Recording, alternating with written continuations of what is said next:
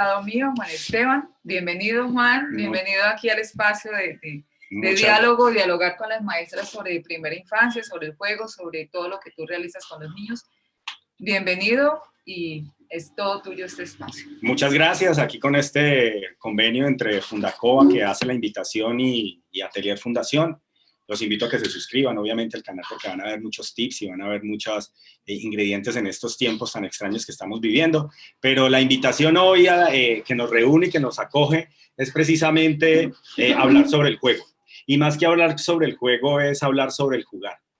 Yo sé que de pronto han escuchado muchos comentarios cuando trabajan con los papás o con las familias que dicen, ay, es que mi hijo no se queda quieto, es que mi hijo está corriendo todo el tiempo por el apartamento, es que hace lo que quiera, es que no me pone cuidado para hacer las cosas que la maestra manda, que es que no las quiere hacer, que solo quiere estar haciendo acciones. Pues obviamente vamos a tratar de vincular todo este proceso de lo que significa el jugar en los niños y tratarlo de articular con cómo podemos llevar estos procesos para vivirlos en casa. Así que bienvenidos. Espero que en estos 40 minutos de conversación, charladito, mientras construimos preguntas y vamos hablando sobre el tema, obviamente podamos construir un compartir, y en eso compartir podamos pensarnos un poco, reflexionar un poco sobre este tema, y ¿por qué no? Si quedamos con más preguntas que respuestas, creo que cumplimos el objetivo, porque eso es lo que nos invita precisamente a replantearnos. Y sobre el tema del juego, pues en la educación inicial yo creo que todos somos de una u otra manera portadores de un conocimiento con relación al juego.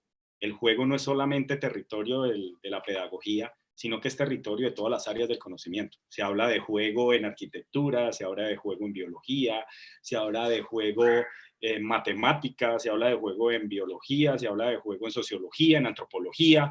El juego como concepto es tremendamente rico, y es un concepto que, por ser tan rico, obviamente cada área del conocimiento le pone su estructura con el fin de dotarlo de sentido. Pues obviamente en pedagogía no se queda atrás, y mucho menos en la educación inicial, por lo que el juego representa, pero debemos entender una cosa. Si el juego es un tiempo de acción elegible, obviamente todos saben que el juego es un derecho, y por ser derecho es un tiempo de acción elegible. El juego es un derecho de los niños, lo vemos en la documentación, lo vemos en todas las bases curriculares, en los documentos actuales para la educación inicial, y todo el mundo nos dice que la educación, que el juego es un derecho y que los niños tienen derecho al juego. Pues obviamente debemos comprender una cosa: si es derecho, es un tiempo de acción elegible. Si yo tengo derecho a algo, yo puedo tomar la decisión de hacerlo o no, y de cómo hacerlo y para qué hacerlo. Si trasladamos ese significado a lo que traduce el juego, obviamente nos podemos preguntar entonces, ¿los niños pueden elegir sus juegos? Porque si estamos hablando en ese sentido, estamos hablando entonces, como dice el profesor Pavia de Argentina, que tiene toda una estructura de investigación alrededor de estos procesos, pues obviamente nos planteo, si el juego es un derecho, ¿a qué le da derecho el derecho a jugar a los niños? El derecho al juego a los niños. Pues obviamente la respuesta sería jugar. Y en el jugar, obviamente hay una gran diferencia entre lo que es el juego y lo que plantea el jugar. Eso quiere decir que no nos vamos a quedar con el verbo, porque siempre se habla del juego desde el verbo, desde el concepto, desde eso que transversaliza las acciones, y lo vamos a llevar a su acción, al jugar. ¿Por qué al jugar? Porque precisamente el jugar nos permite una práctica desde la cual las acciones los niños la viven en una manera de vaciar. Ellos vacían alrededor de esas acciones precisamente para construir procesos de aprendizaje, precisamente para construir entendimientos del mundo que los rodea, para relacionarse con él, relacionarse con los objetos, relacionarse con los espacios. Y esas relaciones están dadas en ese vaciar que los niños viven en el juego, pues están dadas desde unas estructuras simbólicas. Me puso esto pesado. Pero el concepto no es difícil de articular y vamos a tratarlo de abordarlo de una manera muy simple. En ese sentido vamos a entender entonces que como es una acción, que es un derecho, los niños pueden jugar a lo que ellos decidan. Y en ese sentido tenemos que considerar que los niños no juegan a lo que no necesitan, como decía Javier Abad en una conferencia pasada. Los niños siempre van a jugar aquello que necesitan, que conocen y que ponen en representación para poder dotar de sentido su día a día. Aquí vamos a entender algo para poder separar entre mundos, porque a veces es muy difícil poder articular este proceso de jugar y el juego dentro de la estructura de pensamiento de nosotros como adultos y de la estructura que viven los niños en sus procesos. Los niños no juegan para divertirse, eso es tremendamente importante poderlo considerar. Los adultos sí jugamos para divertirnos, los adultos jugamos desde un sentido lúdico para poder tener un aprovechamiento del tiempo y otra cantidad de características que están fundamentadas desde otras estructuras. Los niños juegan y ponen en relación su mundo no para divertirse, sino para comunicarse con él. Y en ese proceso de comunicación, pues obviamente el jugar se convierte en un lenguaje. Uno de los 100 lenguajes, si hablamos, como planteaba Loris Malaguzzi en su poema de los 100. Obviamente el jugar se consolida entonces en un lenguaje que nos invita a nosotros como adultos y como docentes a tratar de traducir y entender ese lenguaje, a tratar de comprender qué sucede en esas maneras que tienen los niños naturales de entrar en relación con el entorno a través del jugar. Y esas maneras naturales obviamente vacían una cantidad de angustias, miedos, preguntas, situaciones, creando escenarios desde las cuales obviamente consolidan un entendimiento de todo aquello que vive. ¿Por qué empiezo con esa diferenciación de conceptos? Porque es muy importante. Como les decía al inicio, el juego es un concepto tan rico que abarca todas las áreas del conocimiento humano y obviamente el juego como tal presenta un esquema, presenta una estructura y presenta una organización. Obviamente esas estructuras, esas organizaciones, esquemas están enmarcados por lo social, están enmarcados por lo cultural y de una u otra manera a partir de esas acciones hay una regulación de las personas que participan en él. O sea, se regulan por la participación que se vive internamente en ese juego o por las interacciones que se viven alrededor. Pero cuando logramos analizar las acciones que se viven en ese escenario, o sea, en ese juego que se está realizando, cada participante de manera única aporta esas acciones desde ese jugar. Todos de una u otra manera vaciamos algo, vaciamos una emocionalidad, vaciamos una descarga corporal, nos movemos, nos reímos, nos tensionamos y en ese sentido hace que el jugar sea una esfera muy individual de nosotros como individuos, como especie, que nos permite precisamente construir unos procesos de relaciones. ¿Cuál es el problema del juego? Pues el problema del juego y enfocado en pedagogía es que el juego precisamente como traduce esquema, estructura y organización se ha instrumentalizado en el trabajo con los niños. Entonces ahora te volvió juego. Que juego para aprender tal cosa, que juego para aprender otra cosa, que juego para esto, que juego. Pero ¿realmente los niños están jugando? ¿Realmente los niños están poniendo en práctica unas acciones a través de esas estrategias? Y aquí sí hay un elemento muy importante para poder que tengan en cuenta y es que juego y lúdica son también dos elementos diferentes. ¿Qué es la lúdica? La lúdica es la estructura, la lúdica es el sentido, la lúdica es la norma, la lúdica es la historia que se narra alrededor de dichas acciones para poder dotar de sentido lo que se hace. Pero resulta que los niños en sus juegos, cuando inician en sus procesos de jugar, van construyendo una lúdica alrededor de él. Ellos mismos ponen sus reglas, ellos mismos ponen el sentido, ellos mismos regulan el momento del inicio y el momento del final, ellos mismos dicen quiénes participan, ellos regulan todo ese proceso. Y cuando nace eso en el juego, pues obviamente estamos hablando de lúdica. Por eso es que yo sé que han escuchado mucho que todo juego puede ser lúdico, pero no toda la lúdica puede ser juego. Y eso es tremendamente importante tenerlo en cuenta, porque obviamente en estos tiempos en los que estamos encerrados, los niños en casa, pues obviamente, ¿qué estamos haciendo con ello? Estamos instrumentalizando el juego para alcanzar unos objetivos en unos aprendizajes de contenidos, o estamos primando ese tiempo de derecho que tienen los niños como un tiempo de acción elegible para poder precisamente poner unas acciones de sí mismo para poder comprender el mundo en el que están. Y aquí de una u otra manera nos metemos a lo que es el jugar. El jugar nos ha salvado a todos. ¿Por qué? Porque el jugar es una manera, el jugar es dar al otro algo de mí mismo. Y en ese dar al otro algo de mí mismo, permite precisamente empezar a construir relaciones, construir vínculos, fortalecerlos, construir vínculos no solamente con el otro que me acompaña, sino construir vínculos con el espacio, construir vínculos con los objetos, construir vínculos conmigo mismo. Y cuando hablamos en esa relación, pues hay algo especial que lo media, que es el movimiento y el cuerpo. Cuando pensamos en casa, obviamente vemos a la mamá preocupada porque se va a golpear, porque va a romper el jarrón, porque se está subiendo y se está tirando. Pues obviamente nosotros comprendemos y entendemos que los niños, hasta los 6 años, viven unos procesos desde los cuales nos permite ver a manera de ventana unas necesidades de las cuales ellos están ávidos y las cuales necesitan para su propia estructura. En ese sentido, quiero plantear esta diferenciación. Cuando estamos trabajando en estos momentos que obviamente nos volcamos a través de la pantalla, compartimos estos procesos de pantalla, compartimos la virtualidad, pues obviamente la pregunta está dada en qué les envío a los niños para que jueguen con los papás.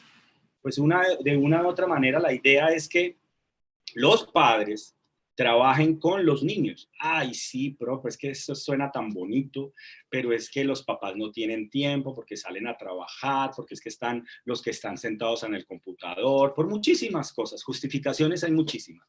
En este caso no necesariamente son los padres, sino aquel adulto que acompaña a los niños. Eso nos invita a nosotros como docentes que todo aquello que organizamos, planeamos, estructuramos, no debe ser pensado como lo vivíamos en la escuela. Nosotros no podemos trasladar la escuela a la casa. Y aquí viene este elemento importante, porque es que en la escuela se entretejen otras relaciones, en la escuela se entretejen otros vínculos con el profe, con el espacio, con los amigos. En la escuela existen otros ambientes, en la escuela existen otros materiales y en la escuela existen otras dinámicas. Unas dinámicas que invitan precisamente a esos procesos de relación. Es imposible trasladar esas dinámicas a la casa. Yo no lo puedo hacer. ¿Por qué? Porque es que la casa tiene otras relaciones, tiene otras dinámicas, tiene otros espacios, tiene otras maneras de vincularse con las personas con las cuales convive, con los objetos, con el espacio, con todo.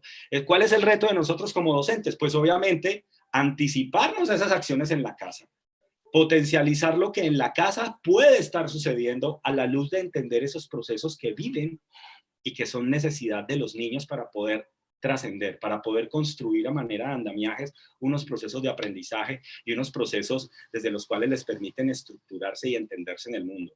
¿Eso qué nos invita entonces al jugar? A comprender y entender que existen unas acciones simbólicas que los niños en sus relaciones, cuando juegan en el jugar, pueden entrar a consolidar unos ambientes de los cuales pueden tomar aprendizajes para sí. ¿Eso qué quiere decir? Que siempre hay un adulto que acompaña, que dota de sentido esa acción del niño. Y es por eso que en esa relación de mandar actividades, de tratar de mandar y de construir lo que se vive en la escuela, en la casa, eso nos invita a que para poder trabajar a través de esta virtualidad, pues obviamente debemos de pensar en trabajar con las familias para dotarlas de sentido, para dotarlas de una u otra manera de conocimiento para poder que a través de ellos lleguemos a los niños y de esa manera podamos potencializar lo que ellos viven, potencializar sus necesidades y así poder estructurar unos procesos que nos permitan, obviamente, llegar a unas transiciones armónicas en esto que estamos viviendo. Yo no me quiero imaginar, por lo menos, lo que va a pasar en 3, 4 meses cuando los niños vuelvan a las instituciones, después de haber estado 4 o 5 meses con los papás en casa. Eso va a ser una adaptación fuertísima para ellos. La pregunta entonces es cómo estamos apoyando nosotros esos procesos desde casa, y una de esas maneras es a través del jugar. A través del jugar como una manera de organización para los niños, el jugar era una manera para construir también unos ritmos, unas rutinas, unos tiempos, unas pausas, y de una u otra manera construir unas posibilidades desde el jugar para consolidar unos aprendizajes que no solo están mediados por lo corporal y el movimiento, sino que a partir de ahí se pueden estructurar otros procesos de aprendizaje. ¿Eso qué nos invita? Y bases curriculares en este momento lo marca de una manera muy interesante dentro de su estructura, y es que desarrollo y aprendizaje van de la mano. Yo no puedo separar los procesos de desarrollo de los procesos de enseñanza. ¿Por qué? Porque deben ser coherentes. Yo no puedo invitar a hacer unas acciones a un niño, de niños de 1 año, igual que para niños de 5. ¿Por qué? Porque sus procesos son distintos. Sus necesidades cambian de acuerdo a la edad. Y en ese sentido debe entender y comprender que los niños entre los 0 y los 6 meses son uno, entre los 6 meses y los 18 son otros, entre los 18 y los 3 años son otros, entre los 3 y los 4 son otros, entre los 5 y los 6 son otros. ¿Qué nos implica a nosotros? Realmente conocer a los niños. Pero cuando nos hablan de conocer a los niños, no nos hablan de saber qué es que el papá, la mamá, su estructura familiar, dónde vive. Sí, eso es importante y muy importante, pero eso es una información que nos permite establecer cómo entrar en relación con la familia, cómo entrar en relación con el niño, pero para poder consolidar unos procesos de aprendizaje y acompañarlos en él, obviamente debemos entender y comprender cómo son sus funciones. Esa conexión entre neurociencia, entre neuropedagogía, pues obviamente nos ha permitido hacer visible que existen unas necesidades propias a cada edad, y eso se revela a partir del jugar. ¿Cómo juegan los bebés, por ejemplo? Cuando yo les decía que, el jugar nos salvó a todos en estos procesos, les digo porque todos vivimos duelos en la infancia. Los niños viven unos duelos muy fuertes y viven unos duelos muy difíciles. El jugar les permite precisamente vaciar esa vaina emocional que ellos aún no logran identificar, porque obviamente no ha aparecido este factor simbólico, que es la palabra, para poder dotar de sentido lo que sienten.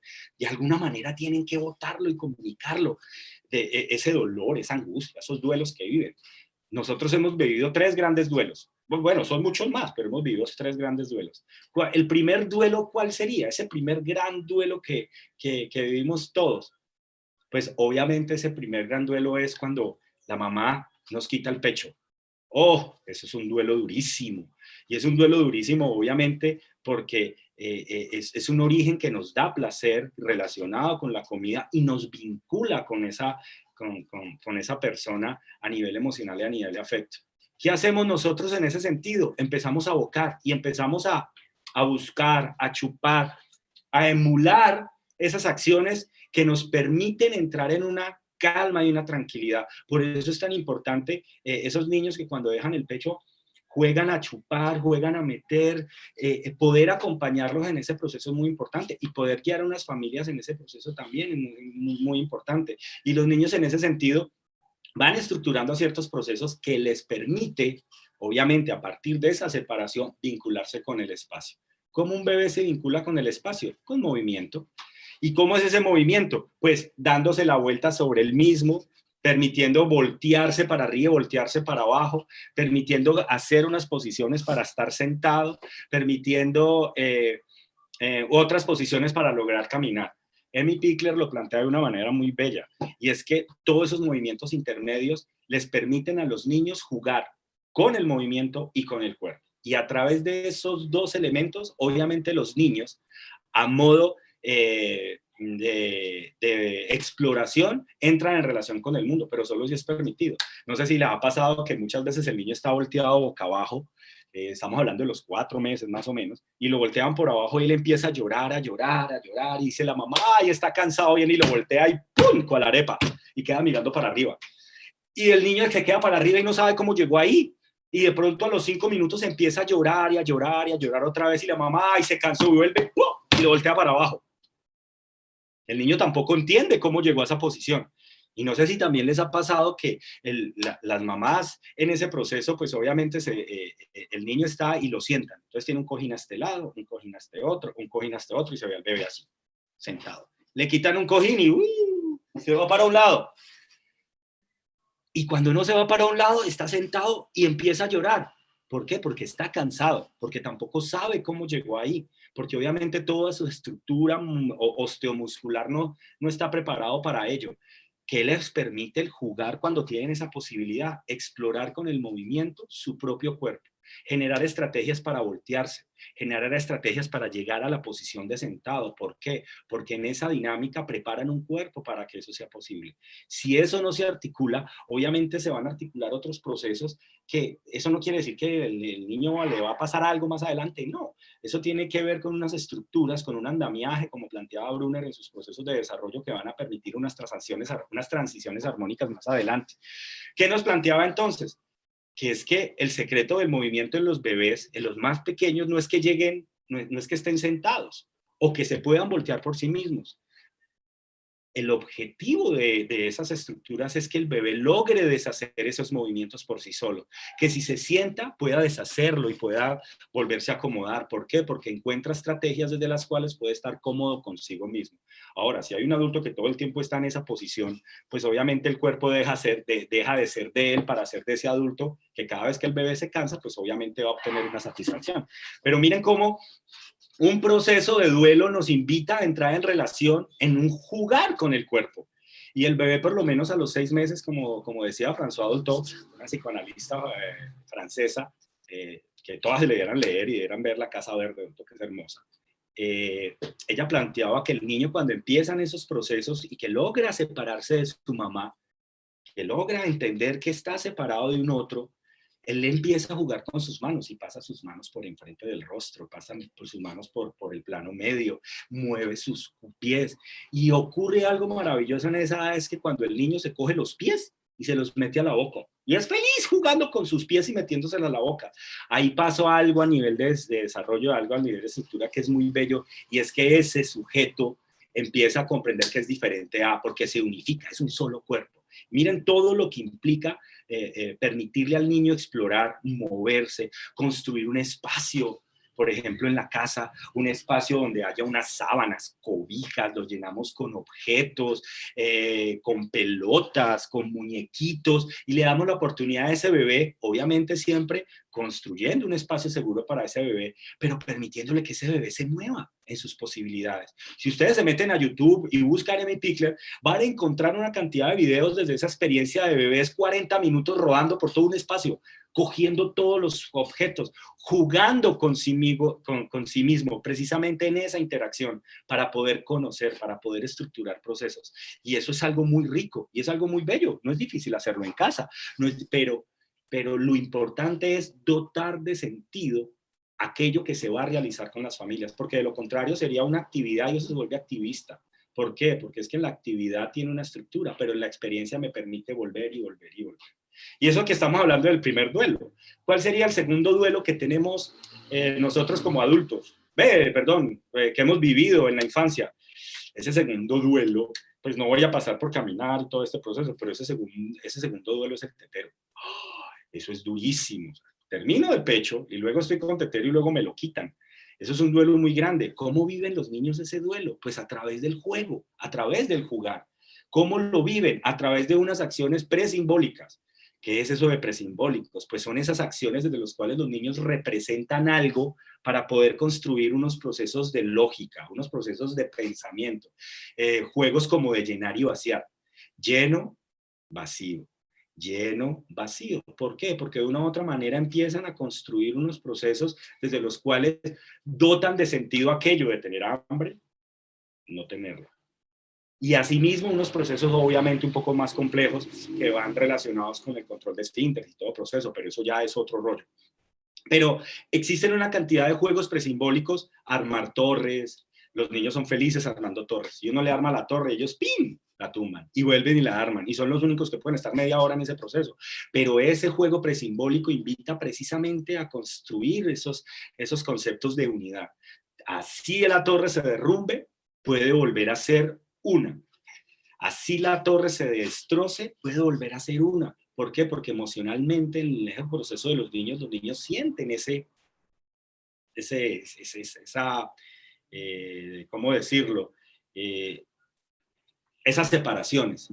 Pero esas separaciones se pueden volver a traer para que vuelvan a ser uno. Entonces son juegos de llenar y vaciar, son juegos de apilar, son juegos de ocultamiento, porque no son juegos de escondite, esa es la evolución del ocultamiento, juegos donde el papá juega, ¿dónde está el bebé? Aquí estoy, así como decía en la película, pero esos juegos son tremendamente ricos porque en ese proceso de darle se invita a construir una unidad.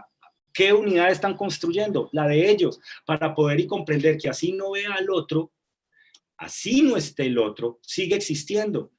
Y a partir de ahí se empiezan a consolidar unos procesos desde los cuales los niños pueden entrar en unas relaciones y unos vínculos emocionales que los aseguren. Pero todo es en la posibilidad del jugar. Ese papá que se juega y se esconde, ese mamá que se juega y lo esconde, ese papá que juega con telas, con toallas, ese papá que se sienta a construir torres con los niños y que tumban, eso que se sientan en el piso con vasitos y botellas y llenan y vacían agua, esos papás que se juegan con elementos, con semillas, con piedritas. Ay, pero van a ver las profes, no, pero es que eso se lo tragan y se lo meten a la boca.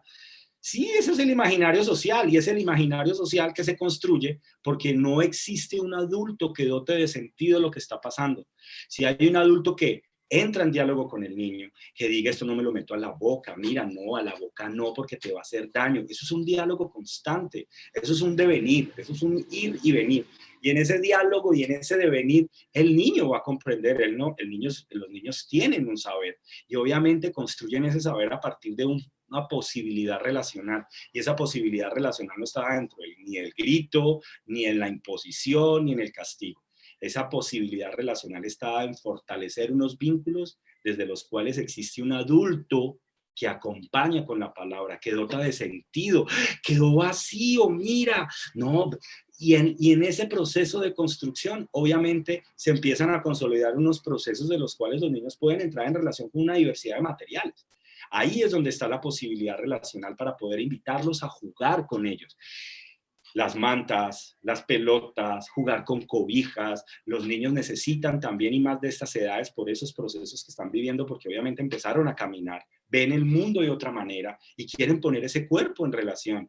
No es como coger muchas sábanas, por ejemplo, en casa y hacer un círculo en forma de nido, ya muchas sábanas, cobijas y jugar con ellos. Los niños gozan ese proceso. ¿Por qué? Porque necesitan entrar en relación con su cuerpo, el roce de la sábana, el estar tapado sin no ver la luz, el contacto del cuerpo de papá, de mamá, ese juego corporal, es el jugar a enredarse, jugar a rodar. Es un placer que está dado desde la posibilidad del movimiento. Y ese placer precisamente lo que permite es ir articulando un cuerpo que es potente, es rico y es capaz. Y obviamente como existe ese otro que participa, ese otro que juega, ese otro que dota de sentido la risa, la palabra, la angustia y el miedo porque se escondió y está oscuro, sí, da miedo, sí, pero mira, yo estoy aquí, busquemos la salida.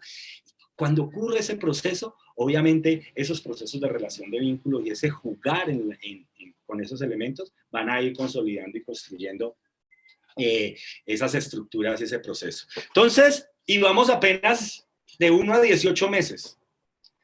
Muchas acciones también. La casa, como decía Francisco Tonucci, la casa es un atelier por descubrir. Yo sé que dicen laboratorios y bienvenido, pero me inclino más por esa concepción. La casa es un atelier por descubrir, así sea de 2x2 o la mansión de 300 hectáreas. ¿Por qué? Un atelier es un espacio donde todo el material puede convertirse en una posibilidad de expresar y una posibilidad de construir. Los niños les encanta meter y sacar, sacan las cosas de los cajones, sacan las ollas, las meten, sacan la ropa, abren un cajón y sacan. Ahí está esos juegos presimbólicos que hablábamos de meter y sacar, meter y sacar. Cuando dotamos de sentido a las familias en ese sentido, las acciones cobran otra relevancia, porque no se vuelven unas acciones cotidianas e invisibles, pero resulta que esas acciones cotidianas para los niños son muy visibles y son muy importantes para ellos. Por eso Bases Curriculares, el currículo que tenemos actualmente, nos habla de que es un currículo basado en la experiencia precisamente porque toma como referencia a lo cotidiano como motor de aprendizaje e incluso como motor de desarrollo. Entonces, muchas acciones cuando parto desde ese sentido, muchas acciones cuando parto de poder entender esos materiales. Botellas vacías tenemos todos, un balde con agua. ¿Ustedes han tratado de llenar una botella de Coca-Cola con un vasito? Eso exige una coordinación, un proceso, un conocimiento, una estrategia corporal para acomodar el cuerpo. Nosotros lo sabemos. Los niños son felices porque son elementos muy potentes para ellos. Y obviamente el agua es un elemento que los convoca y los reúne. Pero eso solo está dado en la posibilidad del jugar, en esa acción de permitir vaciar y permitir entrar en relación con unos materiales a partir de unas relaciones, obviamente, como les cuento, presimbólicas. Los niños cuando entran en este proceso de lo presimbólico, pues llegan a lo simbólico. Y lo simbólico se los voy a narrar de esta manera. Lo simbólico es poner en algo, sea un objeto, sea una situación,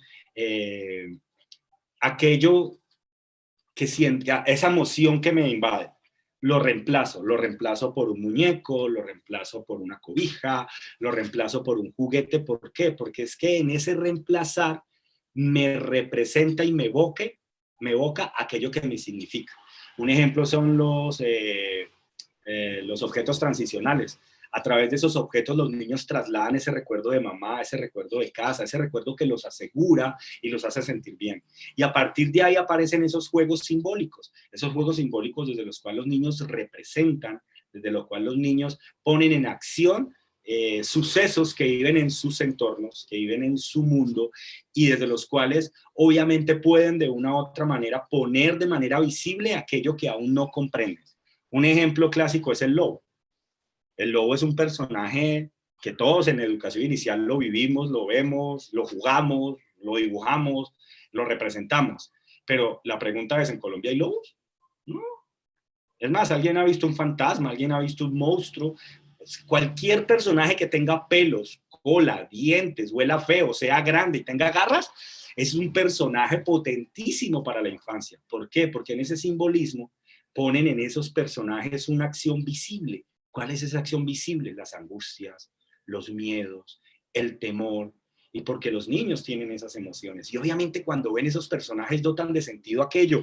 Entonces el lobo está abajo de la cama y es que ¿quién le hizo el daño? El lobo. O sea, ponen todos esos angustias y miedos a través de esos personajes de manera simbólica para poder dotarse de sentido y poder transformar ese miedo en unas emociones positivas. Y no hay nada más grande cuando un niño logra trascender y transformar esas angustias y esos miedos a partir de unas estrategias que él mismo elabora. Por eso es importante potencializar ese tipo de juegos, que el papá sea el lobo, que la mamá sea el monstruo, que los persiga. ¿Por qué? Porque hay otros procesos simbólicos que entran en esa relación. Entonces miren que cuando hablamos de esos juegos, y eso que vamos apenas en el segundo duelo, cuando hablamos de este tipo de procesos, estamos entendiendo que una docente o un adulto que no entienda el profundo sentido del juego en los niños, no solamente los interrumpe, sino que los violenta. ¿Por qué? Porque es que están poniendo en escena algo de sí mismos. Como les decía al inicio, los niños no juegan lo que no saben, y los niños no juegan aquello que no necesitan. Los niños juegan lo que saben y lo representan, la papá y la mamá, los bebés, el lobo, una cantidad de situaciones que viven alrededor de sus cotidianos y que obviamente lo representan a través de estos personajes. En ese sentido, como planteaba Cuntier, como les decía ahora, la abstracción que se hace del juego es responsabilidad del que lo está observando y el que lo está escuchando. Porque es que es a partir de esa abstracción es que yo puedo participar en él. Me convierto en actor del juego. Y cuando me convierto en actor del juego, no pongo ni la norma, no pongo ni el objetivo, no pongo ni cómo tiene que terminar, ni doy la respuesta. ¿Por qué? Porque es que soy un actor. Los niños en las relaciones a través de él van organizando y estructurando ese proceso. Obviamente como actor lo que hago es potencializarlo. Uy, entonces ese lobo, ¿para dónde se fue? Yo lo vi, se fue para allá arriba, vamos a buscarlo. ¿Y cómo era? Vengan, lo dibujamos. ¡Oh! Tenía muchos ojos. ¿Por qué? Porque como actor hago vívido y valido esa emocionalidad que el niño siente porque la está sintiendo y necesita dotarla de sentido. Y en esa forma de interacción, como les decía, el jugar como lenguaje, y esa palabra que dota de sentido lo que está sucediendo, los niños empiezan a construir sentido y empiezan a construir unas estrategias emocionales desde las cuales les permite trascender. Y si llegamos a ese tercer gran duelo, y ese tercer gran duelo que nos habla de la gran crisis del desarrollo de los niños que se da a los 3 años, pues muchas maestras lo llaman los terribles 3 años, tiene una razón de ser muy importante, y es que a los 3 años esa crisis del desarrollo literalmente es la primera crisis existencial que todos vivimos, y esa crisis existencial, adivinen cómo la viven los niños, en la posibilidad del jugar, en la posibilidad de crear escenarios, y en estas edades, después de los 3 años, pues obviamente jugar a perseguir y ser perseguidos es importantísimo. Esos niños que los van a perseguir y se angustian, no, yo no quiero, pero son felices persiguiendo. ¿Por qué? Porque empiezan a construir unos procesos que consolidan entre lo imaginario y lo real. Y no solamente empiezan a construir esos procesos, sino que a través de ellos obviamente empiezan a construir unas bases emocionales que les permiten las posibilidades de que ese agresor, de ser agresor y de ser agredido, pero empiezan a entender esas lógicas a través del juego, empiezan a matar al lobo y empiezan a buscar estructuras para matarlo. ¿Por qué? Porque son estrategias para poder reemplazar ese miedo y transformarlo en satisfacción. Obviamente en los procesos de acompañamiento que hacemos desde lo pedagógico, pues obviamente construimos esos procesos dentro del contexto social que nos plantea el juego, dentro del proceso cultural que nos plantea el juego. ¿Ven por qué la diferencia entre el juego y el jugar? En ese sentido, chicas y chicos, esa invitación es precisamente a poder entender, comprender, traducir ese lenguaje para poder apoyarlos en ese proceso. Y cuando logramos hacer eso es posible en casa. Esos terribles 3 años, como se conoce y como lo llaman, pues es precisamente esa crisis del desarrollo. Uno, porque los niños están atravesando un proceso de explosión motora, como se conoce en términos. Ese proceso de explosión motriz, ¿qué quiere decir? Que los niños a esa edad saben que tienen un cuerpo que está lleno de posibilidades, que deben haber alcanzado unas habilidades motrices básicas, correr, caminar, arrastrarse, y obviamente se dan cuenta de un potencial gigantesco que tienen para ellos y quieren ponerlo en práctica. Eso quiere decir que cuando menos piensa uno, están subidos arriba en el armario. ¿Por qué? Porque es que se dan cuenta que ese cuerpo es potente y que pueden combinar movimientos, realizar, y necesitan moverse. Ese niño que se mueve todo el día en la casa es porque lo necesita, porque es que literalmente no puede quedarse quieto. Estas maestras que están trabajando con niños de 3 años, ay, es que los niños no se quedan quietos, sí, tienen toda la razón, ni se van a quedar quietos, porque es una necesidad de ellos. Si yo traslado eso a la casa, ¿cómo lo puedo potencializar? ¿Cómo puedo hablar con un papá de que juegue a la lleva con ellos en casa? Uy, claro, si juega a la lleva, no, pues que se va a golpear con la puerta, va a tumbar el jarrón de la mamá, todo ese proceso, no. ¿Por qué? Porque es que hay un adulto que dota de sentido la acción, hay un adulto que acompaña, hay un adulto que moldea la situación y anticipa, y en ese proceso el niño va a construir procesos de esquivar el mueble, frenar para no golpearse con la pared, esquivar, va a construir unos procesos de desarrollo corporal muy ricos, pero obviamente hay que traducirlos y obviamente hay que dotarlos de sentido cuando invitamos a esas experiencias, en este caso enviándolas a casa. En ese sentido, cualquier experiencia que se mande que requiere 20, 30 minutos de estar sentado haciendo algo va a ser imposible, a no ser que sea una experiencia que sea propia de los niños. ¿Por qué? Porque es su interés en algo y a partir de ahí sí lo pueden lograr. De lo contrario, estamos luchando en una vertiente que va dentro de su propio desarrollo y es la posibilidad de ese movimiento. Necesita moverse, construir espacios donde se pueda bailar, donde se pueda gritar. El grito también es una acción simbólica que llena el espacio conmigo, que descarga emocionalmente. Y si hablamos de ese proceso, pues obviamente los niños, y más en estos encierros en los que estamos, los niños necesitan esas posibilidades de descarga emocional. El movimiento no solamente es una acción motora, es una acción física, sino que también es una acción emocional. Y los niños a través también de eso se liberan, se expresan. ¿Por qué? Porque como su cuerpo ha sido todo su elemento de comunicación con el mundo, literalmente por toda su vida, poco a poco va apareciendo el lenguaje y el lenguaje los va separando de ese lenguaje corporal, pues obviamente cuando articulan el lenguaje empiezan a dotar de sentido, porque la palabra lo que permite es eso, dotar de sentido una emoción para convertirla en sentimiento y a partir de ahí significar algo. Pero mientras eso se construye, pues obviamente el cuerpo y el movimiento es la vía por la cual, y eso se da a los 3 años. Entonces, ¿qué propuestas? ¿Qué puedo hacer para que salten en casa? Que salten de una silla al sofá y luego irla alejando. A los niños de los 3 años les encanta el reto, porque precisamente cuando retamos a esos niños, lógicamente dentro de sus posibilidades, ellos validan que son reconocidos dentro de cosas que se pueden hacer y que es posible que lo hagan. ¿Qué es lo bello en ese sentido? Que en esas experiencias los niños en ese jugar, pues obviamente empiezan a reconocer límites, empiezan a reconocer posibilidades y empiezan a reconocer lo que pueden y no pueden alcanzar a hacer. ¿Por qué? Porque lo pueden poner en acción. Y obviamente hablamos del jugar. El jugar como esa posibilidad de, como les digo yo, de vaciar. Jugar al lobo, jugar a la mamá y al papá. Es importantísimo construirles un ambiente donde puedan jugarlo. ¿Por qué? Porque a partir de ese juego los niños entienden cuál es su lugar dentro de un contexto y a partir de ahí poder empezar a normatizar ciertos aspectos. Jugar con los bebés. A los 3 años es importantísimo jugar con bebés. Los niños, y no es el bebé del muñeco, los niños cogen una matica chiquito, ay, es un bebé, cogen algo chiquito y es un bebé. ¿Por qué? Porque es que uno de los aspectos importantes de la crisis del desarrollo es que los niños están en un duelo enorme. Y el duelo es que o soy bebé o soy grande. En la escuela me dicen que soy grande, pero en la casa me dicen, ay, mi bebé, ay, mi... Eso es un duelo grandísimo. Y si a eso le sumamos que están en pleno control de esfínteres más, imaginen el nivel de angustia tan grande. ¿Qué soy? ¿Bebé? ¿Bebé? ¿Bebé o adulto? ¿Bebé o niño grande? ¿Bebé o niño grande? Y obviamente los niños, ¿cómo viven ese duelo? A través de los bebés, a través de ese juego. ¿Por qué? Que le dan tetero, los cobijan, los miman, los albergan y adivinen que ellos nos inventan esas acciones. Esas acciones que ellos hacen en ese jugar son las acciones que ellos han vivido y que viven. Por eso se afirma, como dice Ana Freud, como dice Winnicott, los niños no juegan lo que no saben, los niños juegan lo que han vivido y juegan sus experiencias. Y a partir de ese jugar, de narrar, de cuidar a ese bebé, empiezan a jugar lo que no son. Y jugar lo que no son es jugar que es que ya no soy bebé. ¿Por qué? Porque ponen en relación esas acciones que los bebés son. Y resulta que yo ya no tengo pañal, a mí ya no me hacen. Y en ese juego tan rico empiezan a transformar ese proceso. Pero solo es posible si existe ese otro que lo valida, que nutre ese juego, que participa. Y aquí viene todo ese proceso de desarrollo tan importante en el juego simbólico, que es el como si fuera mamá, como si fuera policía, como si fuera bombero.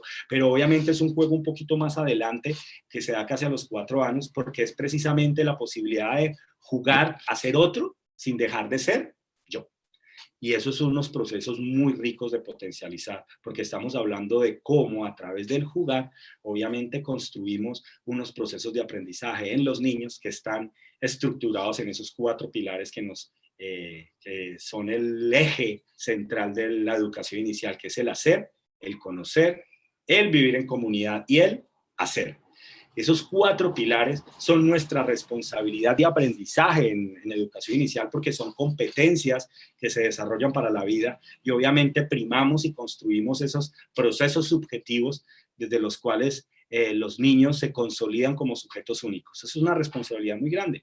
Eso no quiere decir que en esos procesos los niños no concilien unos procesos de aprendizaje, unos acercamientos a la literatura, al lenguaje, a clasificaciones, a prelógico, matemáticas, pero es que estamos en educación inicial. Nosotros lo potencializamos para que esas transiciones que llegan en básica primaria, pues obviamente se den de una manera natural.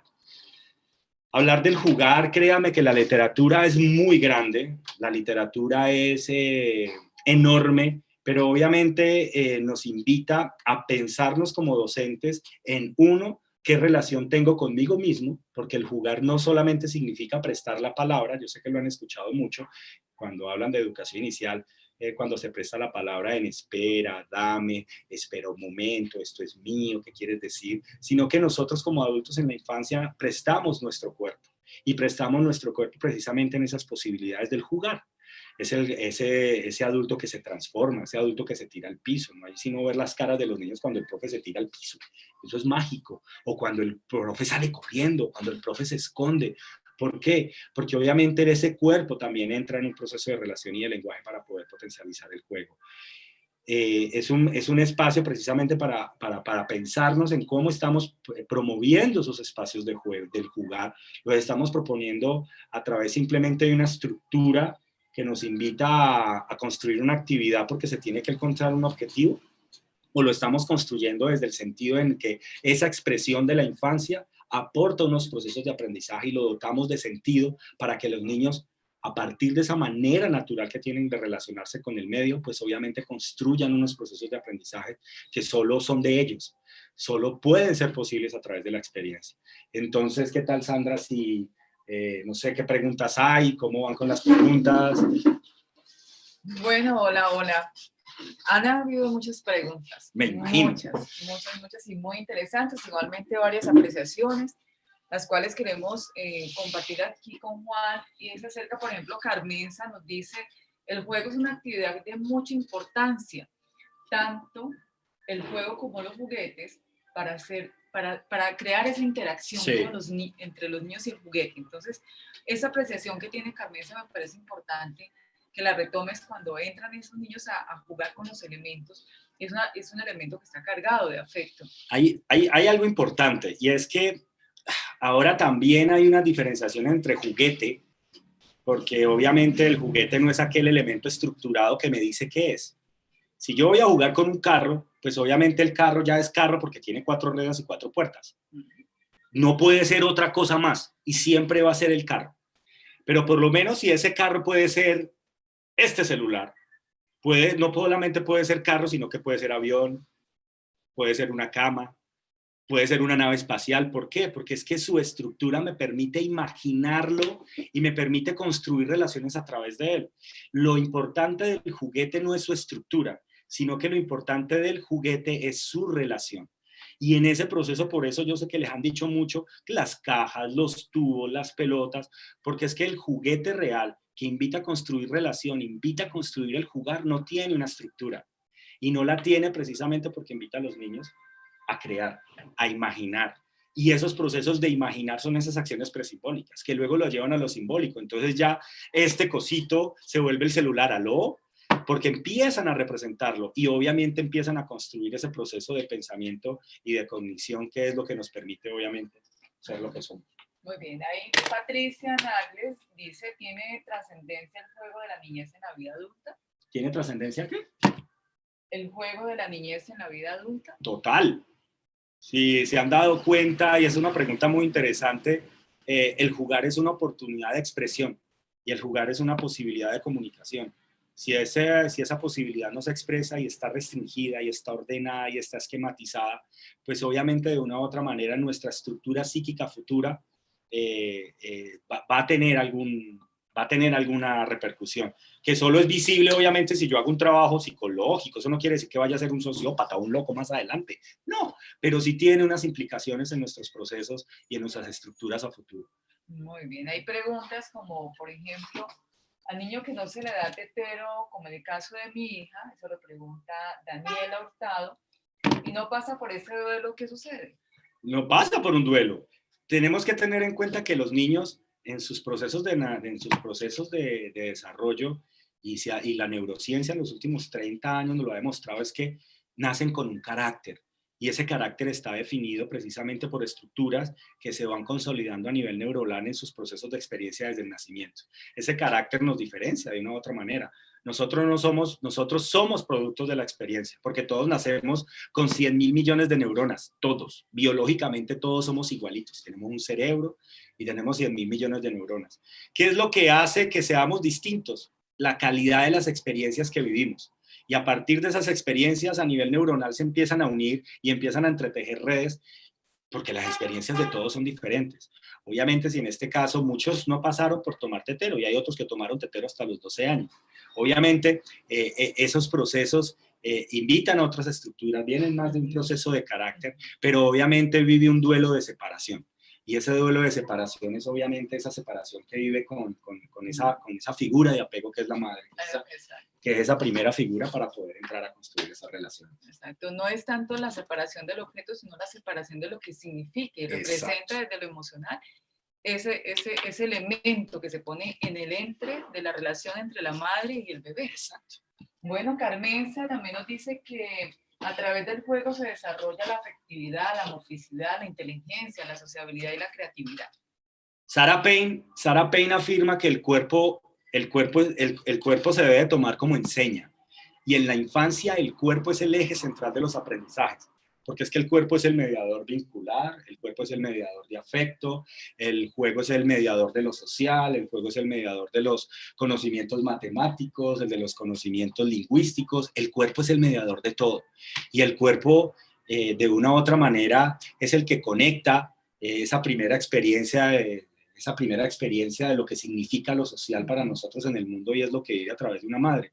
Obviamente, si ese cuerpo que conecta esa primera vez con la madre es violenta, es fuerte, obviamente esa referencia queda marcada por un cuerpo. A diferencia de ese bebé que es acogido, que es hablado, que es mirado, que se le devuelve un gesto. Ustedes nos han visto que, por lo menos en esa interacción con lo que la pregunta que hablaba, cuando hablan con los bebés, Cuando uno habla con los bebés, los empieza saludando bien, hola, ¿cómo estás? ¿Cómo estás de bonito y tan bello? Y el bebé te contesta con esa risa social que aparece como a los 3 meses. ¡Ah! Y se ríe y de pronto hace un gesto gutural. ¡Ah! Y la persona que le está hablando termina. ¡Ay! El bebé lo transforma en él y eso es una relación que solo se da a través del cuerpo. Y es mágico verlo, nos pasa a todos. Uno habla con un bebé y termina hablando como él. Exacto. Hay una pregunta también aquí en este chat. Hoy en el trabajo tenemos maestras que trabajan con madres gestantes y una de las preguntas que hace una de las compañeras dice, ¿de qué manera se puede desarrollar el juego con madres gestantes? Uy, ahí entra un elemento muy hermoso y muy complejo al mismo tiempo. Porque es que obviamente cuando se habla de madres gestantes siempre se habla de estimulación. Estimulación fue una moda, literalmente una moda en la década de los 90. Todo se volvió estimulación, porque era muy importante que estimulación, estimular, porque es que van a llegar y van a ser mejores. No, la estimulación ahora, por eso hablo mucho de la neurociencia nos ha regalado esa posibilidad porque es la manera visual de mirar efectos. Si esa estimulación no se da en un tiempo adecuado, en el momento que es, sea visual, sea auditiva, obviamente lo que va a crear es una sobreestimulación en los sistemas que se van desarrollando. Eso es muy delicado con madres gestantes. El juego más rico que se puede dar en madres gestantes es ese diálogo, esa conversación que no solamente que no tiene la mamá, sino el papá, si puede estar posible, o la mamá de la mamá, que le habla, lo acaricia, lo acoge, porque obviamente lo que estamos hablando es de ese imaginario de sujeto que va a llegar. Obviamente no lo conocemos y hay un anhelo grandísimo por aquello que va a llegar y ese anhelo obviamente parte de ese imaginario que construye la madre con relación a ese hijo que va a llegar. Y ese imaginario es muy importante verlo, visualizarlo, que la mamá vea a ese niño, que cómo lo va a recibir, qué cositas le va a tener, qué espacio le va a organizar. Ese tal vez es el espacio más rico en ese espacio gestual y es precisamente nutrir esa ilusión de ese hijo que va a llegar. Muy bien, hay muchas preguntas, la verdad quisiera tomarlas todas, no sé el tiempo que tienes. Nos quedan, yo creo, 5 minuticos. 5 minutos. Por ejemplo, Jessica Sánchez dice, ¿cómo podemos actuar en el momento que el niño quiere ser ejemplo? Por ejemplo, sacar y meter objetos, pero a la vez queremos tratar de enseñarle a no tocar. Uy, esa es una muy buena pregunta. Es muy ambigua. ¿O si los dejamos o no los dejamos? Esa es la pregunta que me dicen. Entonces los dejamos hacer lo que quieran en la casa, más o menos. Sí. Ahí juega un elemento importante que es ese proceso de construcción de lo posible y de lo no posible. Y ese proceso de construcción obviamente está tramitado por la norma. Una norma que obviamente se dialoga, una norma que se establece. ¿Por qué? Porque es que yo no puedo permitir que el niño vaya y vacíe el cajón de los cuchillos. Pero obviamente ese proceso se negocia, se habla, se presenta y viene una palabra que a muchos adultos les da miedo y que es muy importante, como lo dice María Eugenia Villalobos, y es el no. El no no se negocia. El no se traduce en la ley. El no es una norma y el no es estructurante. Pero obviamente hay muchas formas de decir no. Yo puedo decir el no de una manera que acojo, de una manera que vinculo para poder tramitar la norma. Y tal vez ese no es el más rico. Desde ese sentido, decir no está bien, pero es la manera como trasciendo ese no desde el cual puedo acoger y que puedo precisamente construir esas posibilidades. Muy bien. Pregunta también María Jenny González. Dice, ¿cómo se puede plantear el juego como una construcción, pero que el niño y la niña llegue en la libertad? Jugando. Por eso hablamos del jugar. Cuando yo hablo del juego, hablo de estructura. Cuando yo hablo del jugar, precisamente permito esa libertad. Y aquí hay un elemento que quiero que tengan en cuenta. Y es que el jugar no es permitir que los niños hagan lo que les dé la gana, así, entre comillas lo pongo. Sino que la libertad es precisamente lo contrario. Libertad no es no es permitir que los niños hagan lo que quieran, sino que los niños quieran lo que están haciendo. Y cuando los niños quieren lo que están haciendo, obviamente se pueden construir procesos a partir de ese otro que observa. ¿Se acuerdan lo que les decía ahorita? De ese observador que está afuera y que abstrae esa escena que está sucediendo, pues de esa misma manera yo como observador entiendo y comprendo lo que está sucediendo allí y entro como un actor, no para dar respuestas, sino para potencializar, complejizarles las acciones que están viviendo los niños, y a partir de ahí construir. Bueno, hay otra pregunta, más que pregunta de intervención de uno de los compañeros que también dice el asombro. El juego permite el asombro constante. No solamente el jugar, es que la vida nos asombra.